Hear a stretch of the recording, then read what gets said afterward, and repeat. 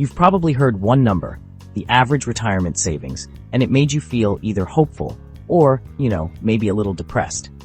But here's the twist. That number? It doesn't tell the real story. Most people think retirement readiness is about hitting some big round figure, like $1 million, and that if you haven't hit it, you're failing. Today, we're going to decode the real retirement numbers, median, average, and what most Americans actually have saved, so you can know where you really stand before making big financial moves. And at number 10, we'll start with the number media loves and why it's misleading. Number 10, median beats average, every time. The average number is lying to you. When you hear that the average American retires with over $300,000, it sounds reassuring, maybe even motivating. But here's the problem. That number is doing something sneaky. It's blending millionaires with people who have almost nothing saved and calling that result normal.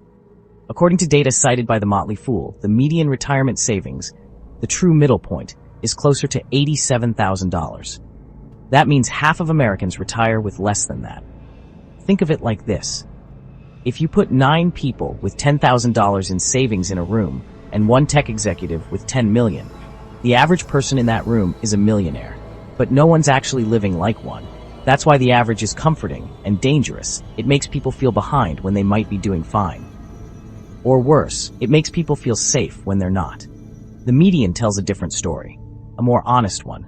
It shows what typical households really experience, not the financial outliers that dominate headlines. And once you understand this distinction, something powerful happens. You stop comparing your progress to fantasy numbers and start planning based on reality, which means the idea of normal retirement savings, it's probably much farther from what you imagined. And that gap between perception and truth only gets wider as we look at who is saving and when. Number 9, savings stagnation, under age 35. Your 20s aren't a savings sprint, they're a foundation. If you're under 35 and your retirement account looks small, you're not broken, you're normal. According to data referenced by the Motley Fool, most Americans under 35 have less than $20,000 saved for retirement. Some have far less, many have nothing at all. And before you panic, this isn't a personal failure, it's structural. Your 20s are expensive years. Entry-level income, student loans, rent that somehow eats half your paycheck. Add in learning how money even works, and expecting massive retirement balances at this stage is unrealistic. Here's the real mistake people make. They look at that small number and think, why bother? So they delay. They wait for a higher salary. They tell themselves they'll start later. But retirement savings don't grow linearly. They grow exponentially. In your 20s, the amount you save matters less than the habit you build. Consistency beats size. Always. Even small contributions, automated, boring, predictable, create momentum. They train your future self to keep going. This stage isn't about being impressive, it's about being positioned. Because once income rises, once life stabilizes, that foundation determines how fast everything else can grow. And that's why the real shift doesn't happen in your 20s. It happens next. Number 8, the 35 to 44 jump and why it matters. This decade makes or breaks your retirement trajectory. Something important happens between ages 35 and 44. For the first time, retirement savings start to move. Not slowly, noticeably. According to data highlighted by the Motley Fool, median retirement savings in this age range roughly double compared to the under 35 group. That jump isn't magic. It's momentum finally kicking in. Careers stabilize, incomes rise, some debts shrink, and the small habits built earlier start compounding quietly in the background. This is when time and money finally work together. But here's the catch. Even with that growth, most people are still behind common benchmarks. Doubling a small number doesn't make it big enough. This is where many households make a dangerous assumption. They see progress and assume they're on track, so they coast. They keep the same contribution rate they set years ago. Meanwhile, the clock is still ticking. In your late 30s and early 40s, compounding is still powerful, but no longer forgiving. Every year of delay now costs real future dollars. This decade isn't about perfection, it's about correction. Adjusting contributions, increasing percentages when raises come, turning default saving into intentional saving. Because while the numbers finally start to grow here, they rarely grow fast enough on their own, and that gap becomes impossible to ignore in the next phase. Number 7, Middle age, rising rates, rising risk. Your 40s and 50s are a reckoning decade. This is when retirement stops being theoretical and starts showing up on your calendar. According to data referenced by the Motley Fool, median retirement savings for people between 45 and 64 land somewhere between $115,000 and $185,000. On paper, that sounds respectable. In reality, it's often not enough. By this stage, time is no longer your biggest advantage. It's your biggest constraint. There are fewer compounding years left and less room for mistakes. At the same time, life gets more expensive. College tuition, healthcare costs, helping aging parents, sometimes all at once. This is where interest rates matter more. Not just market returns, but debt. Mortgages, car loans, credit cards. High interest quietly competes with your retirement contributions. Many households respond the same way. They save something, but not enough. They assume they'll catch up later. They underestimate how fast expenses rise in the final working years. And when the math starts to feel tight, there's a psychological shift. People stop planning for independence and start counting on a backstop. That backstop has a name, Social Security, and for millions of Americans, it becomes less of a supplement and more of a survival plan, which raises an uncomfortable question: how much can it really carry?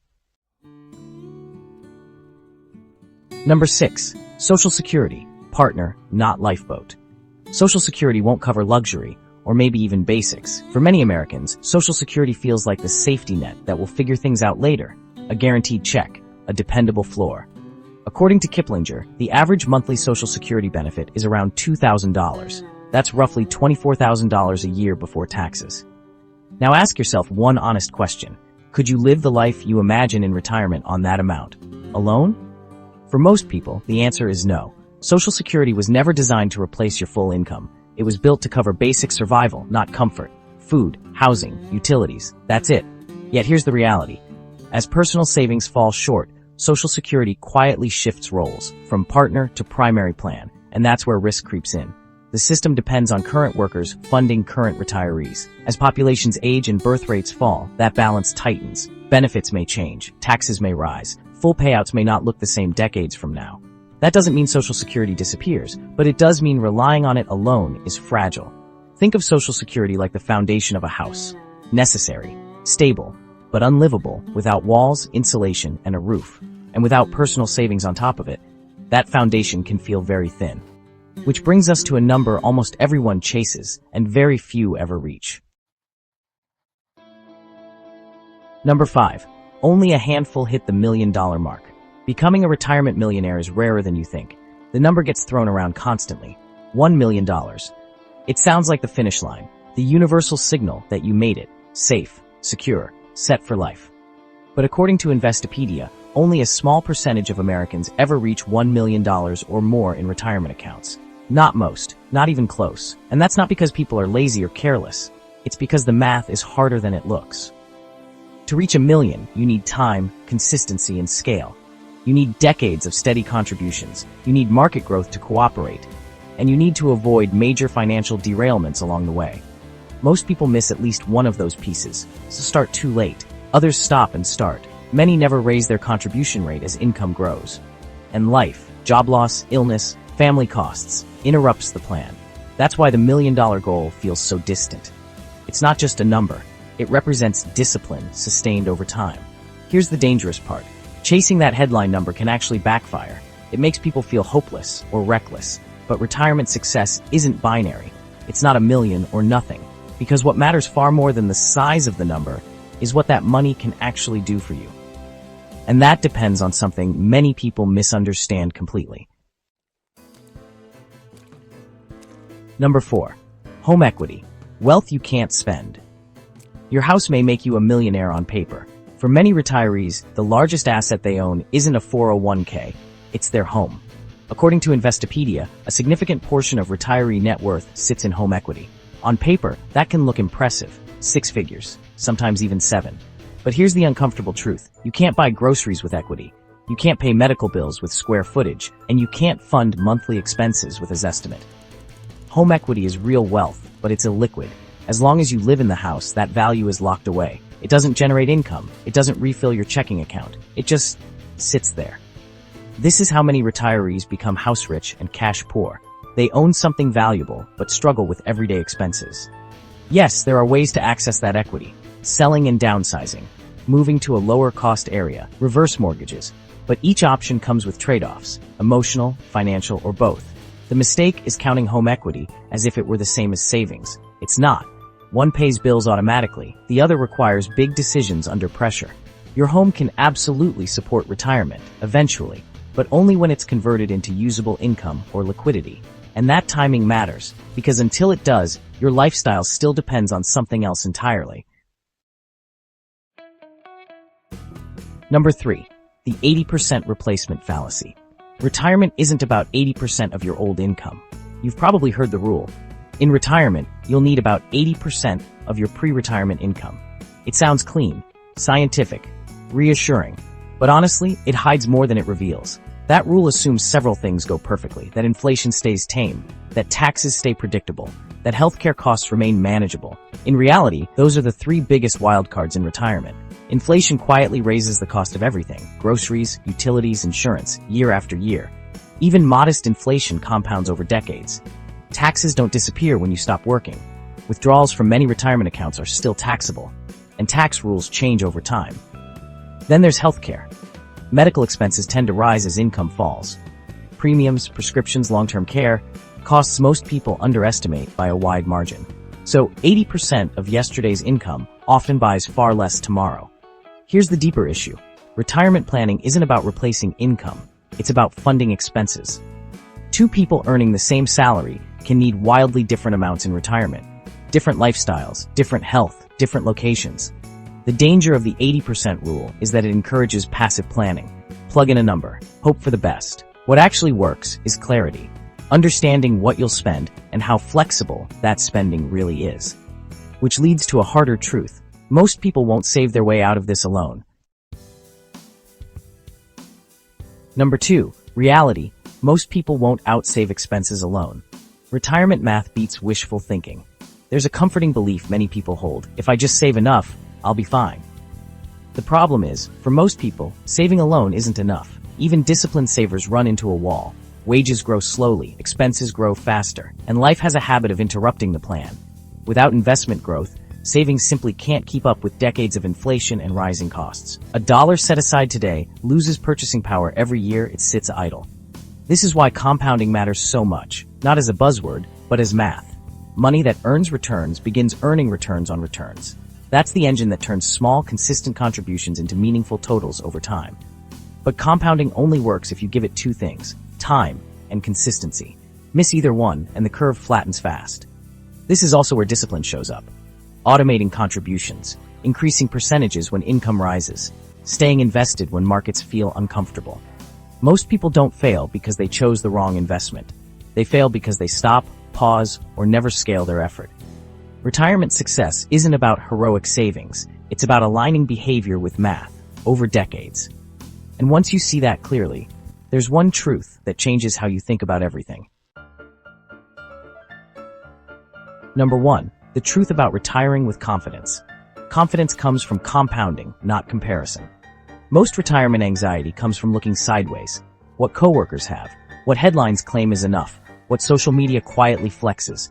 But none of that determines whether you retire well. The real drivers are simpler and far less dramatic. How early you start, how consistently you save, how wisely you invest. Starting early doesn't mean starting big. It means giving compounding time to do the heavy lifting. Consistency matters more than intensity. A steady plan beats bursts of motivation every time. Wise investing doesn't mean chasing hot stocks or perfect timing. It means staying diversified, keeping costs low, letting markets work over long periods, even when they feel uncomfortable. When those 3 pieces align, something powerful happens. Progress becomes predictable, anxiety fades, and confidence grows. Not from numbers on a screen, but from control over the process. That's the shift most people never make. They chase outcomes instead of systems. They react instead of plan. Retirement confidence isn't about hitting a magic number. It's about knowing your money has a job, and that job keeps working whether you're watching or not. When you stop comparing and start compounding, retirement stops feeling like a cliff and starts feeling like a path you're already walking. Here's the takeaway most people miss. Retirement success isn't about chasing an average or obsessing over $1 million number. It's about understanding reality, where most people actually are, and making steady, intentional decisions from your starting point. If you remember one thing, let it be this: you don't need perfection, you need consistency and time on your side. Small habits, repeated for decades, beat big plans that never start. Compounding rewards patience, not comparison. So instead of asking, "Am I behind?" ask a better question. What's one move I can make this year to be ahead of who I was last year? If this video gave you clarity, subscribe for more calm, honest money thinking, and comment below what surprised you most about the real retirement number.